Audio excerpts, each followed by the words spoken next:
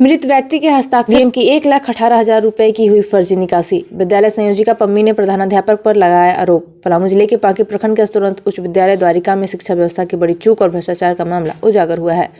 विद्यालय प्रबंधन समिति के अध्यक्ष उमेश गुप्ता की मृत्यु के बाद भी उनके हस्ताक्षर के आधार पर 1,18,000 की फर्जी निकासी की गई। विद्यालय की संयोजिका पम्मी देवी ने बताया कि 5 मार्च 2024 को अध्यक्ष की मृत्यु हुई थी, बावजूद उनके नाम से निकासी की गई। पम्मी देवी का दावा है कि उन्हें इस वित्तीय लेन देन की जानकारी नहीं है और शिक्षकों के निर्देश पर ही वह चेक पर हस्ताक्षर करती थी।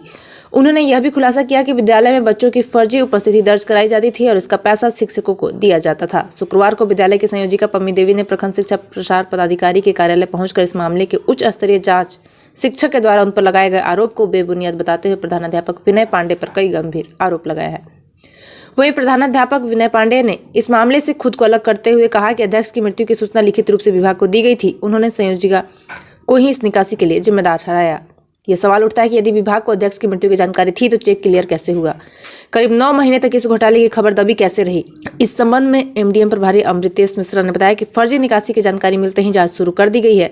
दोषियों पर सख्त कार्रवाई की जाएगी। उन्होंने यह भी स्वीकार किया कि प्रखंड में कई शिक्षक अध्यक्ष और सिजुका के नाम पर चेक लेकर भुगतान करते हैं। प्रखंड प्रमुख पंचम प्रसाद ने इस फर्जी वाले को गंभीर मामला बताते हुए शिक्षा विभाग के उच्च अधिकारियों सदस्यों पर तत्काल कार्रवाई की मांग की है।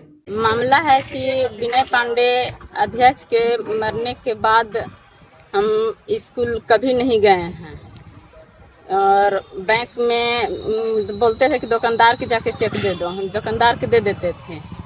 अब फर्जी से विनय पांडे पैसा निकासी करके संयोजिका में आरोप लगा रहे हैं, फॉल्स सिग्नेचर करवा के,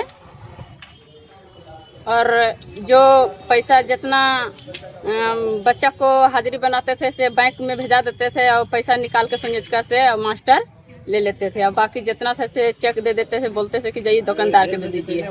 इतना ही जानते हैं, इतना से बेसी हम कुछ नहीं जानते हैं। अध्यक्ष के मरने के बाद एक बार नहीं गए हम स्कूल। हमारा हस्बैंड चल गए थे डाल्टेंगे, हमको बुलाकर और सब में साइन करवा दिए थे। नाम के थे, मगर हमको में का साइन करवाते थे नहीं करवाते थे उसमें हमको कोई पता नहीं है। कितनी पढ़ी लिखी हैं आप? नहीं है, कुछ नहीं है, सिग्नेचर भी नहीं अच्छा से करने पाते हैं। मैं Amritesh Kumar Mishra, Panki MDM computer operator.